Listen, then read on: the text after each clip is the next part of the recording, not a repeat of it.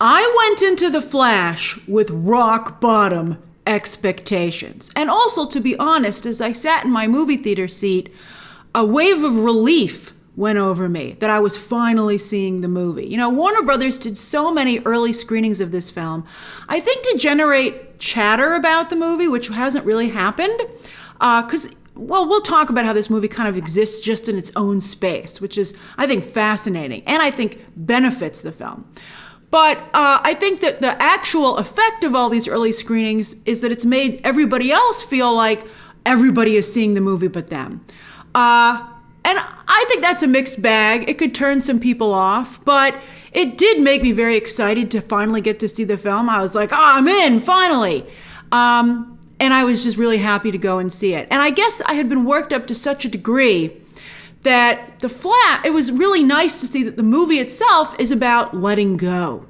In fact, there's a line in the film, don't worry, this is the non-spoiler review, but there is one line in the movie, it's not going to ruin anything, that says that some problems don't have a solution. And that reminded me of all the drama with DC. Like maybe there just isn't a solution to that. Maybe we should just let it go and move on. And I was able to do that watching this movie and just enjoy a fun DC film. Another element that added to that feeling of relief and letting go was how little the trailers have shown and how little publicity there has been for the film. Plus, when you see it, you'll see how unconcerned it is with cinematic universes or tying into other films or all the DC drama. It's really just a celebration of DC. And it, fascinatingly, despite all that drama and all the things that are being discussed about the film itself seems to come from a really good place, which you really feel when you're watching the movie. So when I watched it, it was like a singular experience. I wasn't thinking about what was going to come next or what had come before. I was just in the moment, enjoying the movie in front of me. And while I knew all the big plot points and reveals going in, I didn't know any of the jokes. This movie is so funny. It is hilarious. We will talk about that more in a moment. I just can't believe how funny this movie is. And I also didn't know about the big and small, that's crucial, emotional beats. So I really was able to feel like I was taking it all in very, very fresh.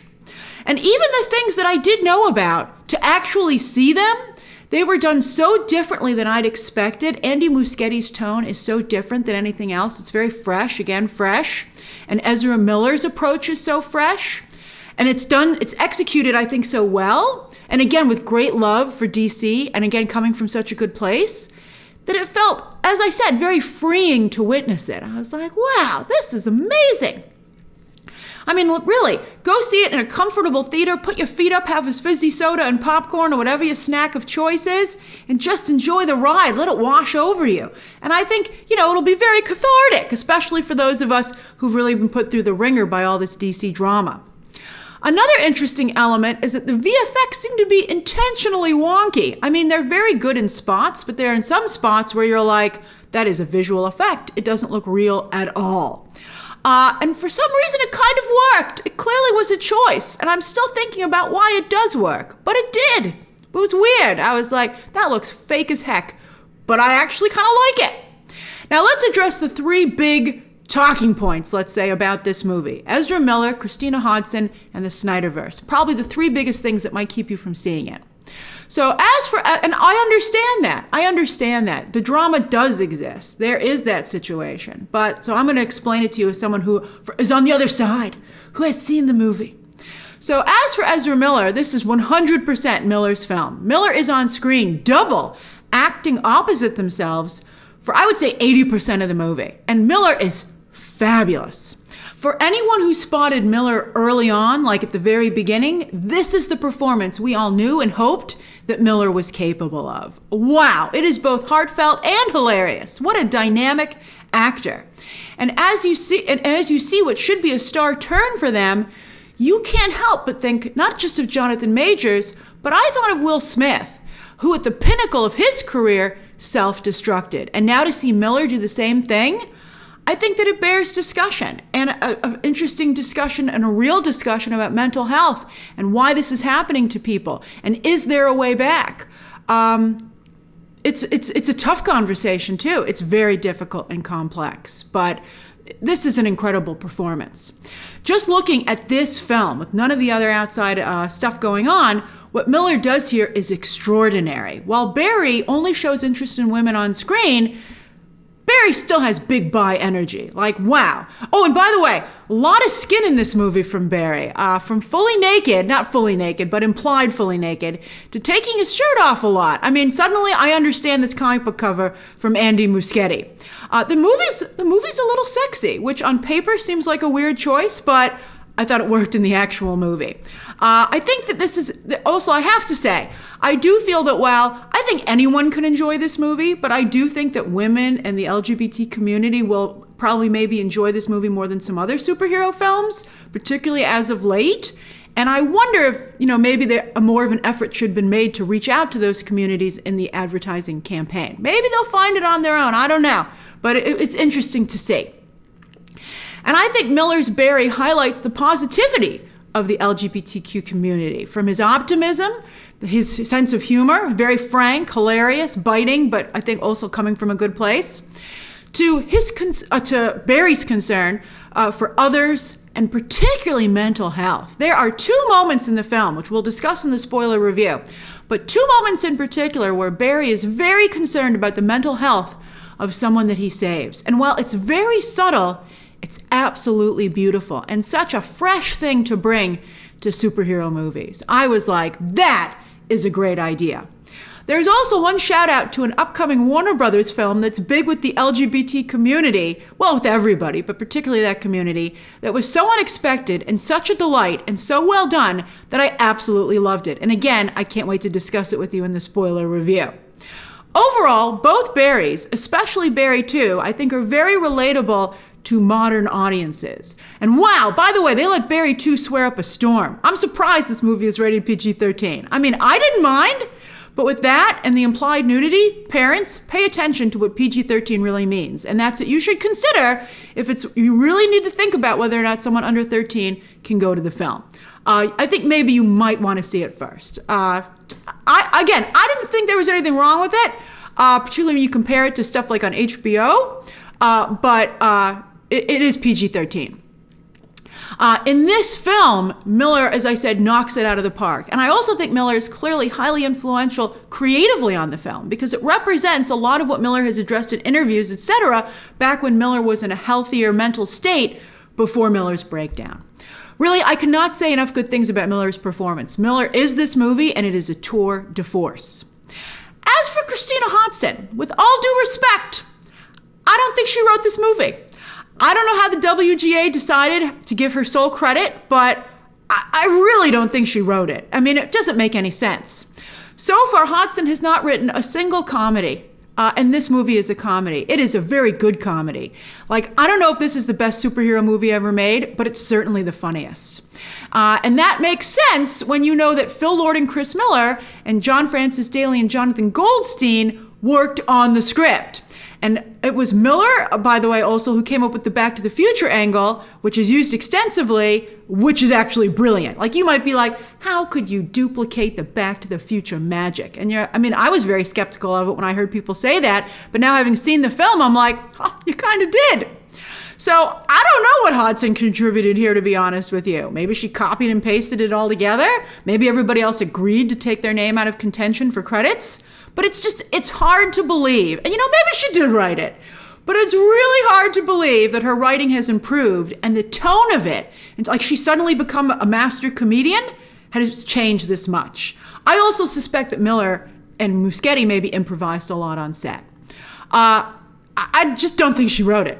Then when it comes to the SnyderVerse, there's a nice little nod to it at the beginning, quite frankly, with a spectacular, thrilling action sequence. I couldn't actually believe how good the opening action sequence was. I was like, wow, why is this so good? And some cute banter after that. The banter was right on the line. I was like, oh, is this movie going to fall apart? No, they came back from the edge.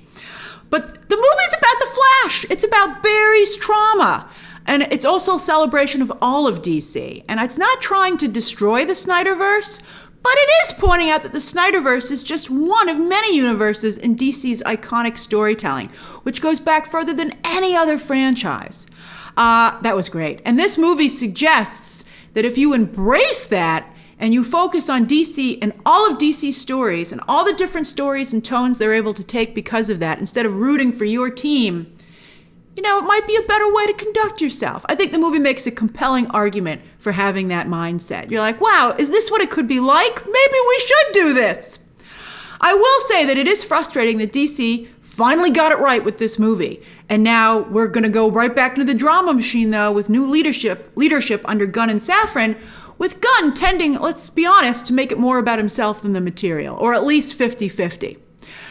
Because speaking of one horrible mistake that just throws everything off, one has to imagine what would have happened if Walter Hamada had never called Ray Fisher to defend Jeff Johns, which was a huge mistake. He should never have done that. It was wrong to do.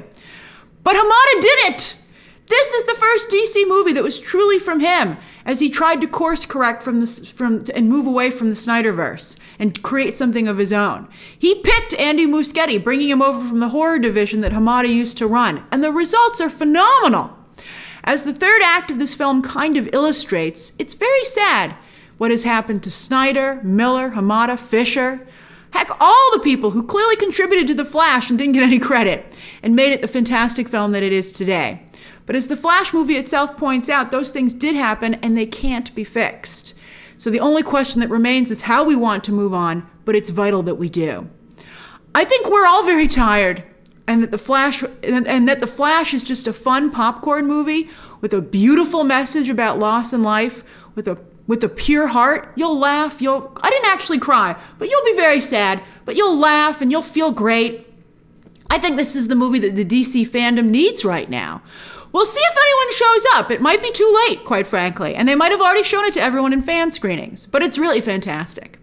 And Andy Muschietti directed the heck out of this thing. I'm sold. He can do whatever he wants after this. Everything is perfect, from the dramatic sequences to the action sequences, which were surprisingly thrilling and engaging throughout. Oh, the camera angles, the movement, beautiful. I can't wait to talk to you about the Batplane. Oh, I loved it so much.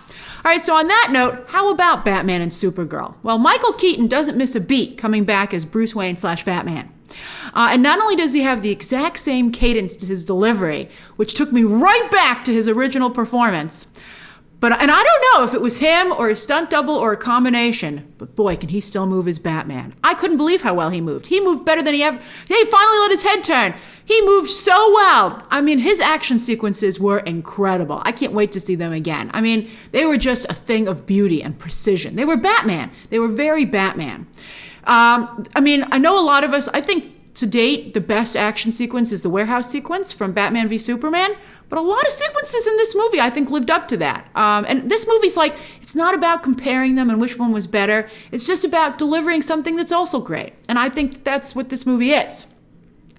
And the action sequences have a lot of callbacks, and there are a lot of callbacks to the original Michael Keaton Batman movies, particularly the first one.